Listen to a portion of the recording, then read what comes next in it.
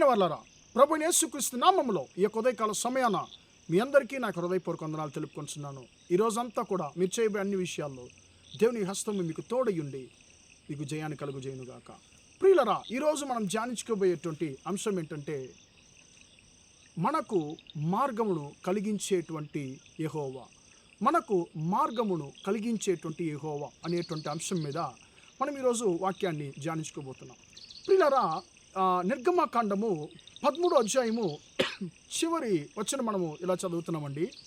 ఆయన పగటివేళ మేఘస్తంభమునైనను రాత్రివేళ అగ్నిస్తంభమునైనను ప్రజల ఎదుట నుండి తొలగించలేదు అనేటువంటి మాటను మనం ఇక్కడ చదువుతున్నామండి. ప్రియులరా, ఇక్కడ దీనికి ముందు వచ్చిన మనం చదివినట్లయితే వారు రాత్రి పగలు వారు నడవడానికి ఆయన పగటివేళ, అంటే యెహోవా పగటివేళ మేఘస్తంభంలోను రాత్రివేళ వారికి వెలిగించడానికి ఆయన అగ్నిస్తంభంలోనూ ఆయన వారికి ముందుగా వెళ్ళాను అనేటువంటి మాటను ఇక్కడ మనం చదువుతున్నాం. ప్రియులారా, మన జీవితంలో మన ముందుగా మన దేవుడైనటువంటి యెహోవా వెళ్ళుతున్నాడు అనేటువంటి దాన్ని మనము ఎప్పుడు కూడా మనం మర్చిపోకూడదండి. ప్రియులారా, ఇప్పుడు ఇశ్రాయేలు దాదాపు 430 సంవత్సరాలు ఐగుప్తు దేశంలో బానిసలుగా ఉన్నారు. వారిని దేవుడు తన యొక్క బలమైన హస్తము చేత విడిపిస్తున్నాడు. వారు 40 సంవత్సరాలు ఒక అరణ్య ప్రయాణాన్ని వారు ఇప్పుడు మొదలుపెట్టున్నారండి. వారికైతే తెలియదు, వారు వెళ్ళేటువంటి ఆ మార్గంలో 40 సంవత్సరాలు వారు ఎలాంటి సమస్యలు ఎదుర్కోబోతున్నారు, ఎలాంటి మార్గం ద్వారా వారు వెళ్ళబోతున్నారు, ఎన్ని యుద్ధాలు వారు ఎదుర్కోబోతున్నారు, ఏది కూడా వారికి తెలియదు. కానీ వారిని నడిపించేటువంటి దేవుడు సమస్తాన్ని ఎరిగినటువంటి దేవుడు. ప్రియమైన దేవుని బిడ్డ, నీ జీవితంలో నువ్వు వెళ్ళేటువంటి ప్రయాణంలో నువ్వు ఎలాంటి ప్రమాదాలు ఎదుర్కొన్నావో, నువ్వు ఎలాంటి సవాళ్ళను ఎదుర్కోవాలో నీకైతే తెలియదు, నాకైతే తెలియదు. కానీ నన్ను నడిపించేటువంటి మన దేవుడు సమస్తాన్ని ఎరిగి ఉన్నాడు. ప్రియులారా, ఇశ్రాయేలీయులు ఇప్పుడు వారికి ముందుగా దేవుడు యెహోవా పగటివేళ మేఘస్తంభముగాను రాత్రంతా వారికి వెలుగు చూపించడానికి అగ్నిస్తంభంగాను వారికి ముందు వెళుతున్నాడు.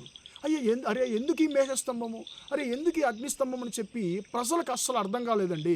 కానీ వారు ఎప్పుడు తెలుసుకున్నారంటే, దేవుడు వారి యొక్క సమస్యల నుంచి వారిని ఎలాగని విడిపించాడో అది చూసి దేవుడు ఇది నా మేలు కొరకే అని చెప్పి చేస్తున్నాడని చెప్పి వారు గుర్తించారు.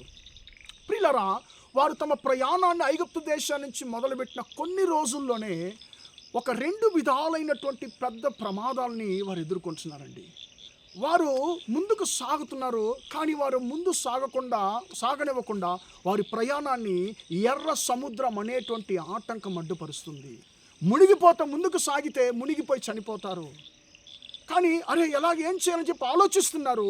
ముందుండేటువంటి సమస్యను ఆలోచిస్తున్నప్పుడే వెనక ఇంకొక కొత్త సమస్య వారిని వెంటాడుతుంది. ఇప్పుడు వారు ముందుకు చూస్తున్నారు, వెనక్కు చూస్తున్నారు. ముందుకు వెళ్ళలేరు, వెళితే అక్కడ ఒక సమస్య ఉంది, మనల్ని ముంచివేస్తుంది.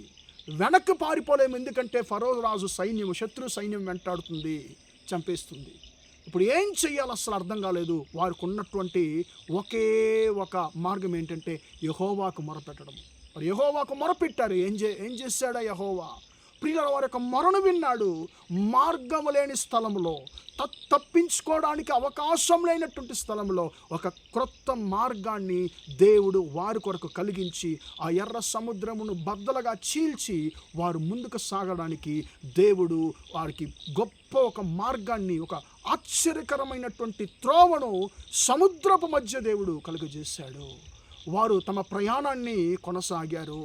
40 సంవత్సరాలు ఎన్నో ప్రమాదాలు ఎదుర్కొన్నా కూడా అద్భుతకరమైనటువంటి క్రియల ద్వారా వారిని దేవుడు కనానికి క్షేమంగా చేర్చాడు. ప్రియమైన దేవుని బిడ్డ, ఈరోజు ఉదయకాల సమయము నేను ఎక్కువగా ప్రేమించేటువంటి ఒక సహోదరుడు ఆయన ఒక మాట అన్నాడు నాతో మాట్లాడుతున్నప్పుడు, మా బ్రదర్, నాకు ముందైతే ఎర్ర సముద్రం లాంటి సమస్యలు, వెనక చూస్తే ఫరో రాజు లాంటి సమస్యలు నన్ను వెంటాడుతున్నాయి. అసలు నేను 2 మధ్యలో నేను చిక్కుకున్నాను బ్రదర్, ఏం చేయాలో అసలు అర్థం కావట్లేదని చెప్పి బాధపడ్డాడు. ప్రియులారా, ఒకవేళ అలాగే మీరు బాధపడుతున్నారేమో, నాకు ముందుగా ఎర్ర సముద్రం లాంటి సమస్య, వెనక ఫరో రాజు సైన్యం లాంటి సమస్య, నేనేం చేయాలని చెప్పి బాధపడుతున్నావు. నువ్వేం చేయనక్కర్లేదు. నువ్వు యెహోవాకు మొరపెట్టు. మార్గము లేని స్థలములో ఆయన నీ కొరకు క్రొత్త మార్గాలు సృష్టించేటువంటి దేవుడు. మార్గం లేని సమయంలో, మార్గం లేని స్థలాల్లో, త్రోవలేని స్థలాల్లో దేవుడు నీకు త్రోవను కలుగజేసేటువంటి దేవుడు. కాబట్టి మన సమస్యలకు పరిష్కారము మనుషులు ఇవ్వలేరండి. మన సమస్యలకు పరిష్కారము మన యొక్క సొంత జ్ఞానం ఇవ్వలేదు, యెహోవా మాత్రమే ఇవ్వగలడు. కాబట్టి ప్రియమైన దేవుని బిడ్డ, నీ కొరకు నిన్ను నడిపించడానికి నీ దేవుడైన యెహోవా సిద్ధంగా ఉన్నాడు. ఆయనకు నీ సమస్యలు ఏంటో చెప్పు, ఆయనకు నీ జీవితాన్ని అప్పగించు. ఆయన అంటున్నాడు, మార్గము లేని స్థలాల్లో నువ్వు తప్పించుకోవడానికి, ముందుకు సాగడానికి నేను మార్గాన్ని కలుగజేస్తాను. అయ్యో, నేను తప్పించుకోవడానికి అవకాశం లేదు, నేనేం చేయాలని చెప్పి బాధపడుతున్నావేమో, నిన్ను తప్పించేటువంటి దేవుడు నీతో ఉన్నాడు. ఆయనను తప్పించుకోవడానికి మాత్రం కాదు, నువ్వు క్షేమంగా ముందుకు సాగడానికి, నీ జీవితాన్ని క్షేమంగా నువ్వు కొనసాగించడానికి నీకు నూతనమైనటువంటి మార్గాలు నేను తెరుస్తానని చెప్పి దేవుడు వాగ్దానం చేస్తున్నాడు. కాబట్టి దేవుని బిడ్డ, నీ జీవితాన్ని ఆయనకు అప్పగిస్తావా? నీ మార్గాలు ఆయనకు అప్పగిస్తావా? ప్రార్థన చేద్దాం.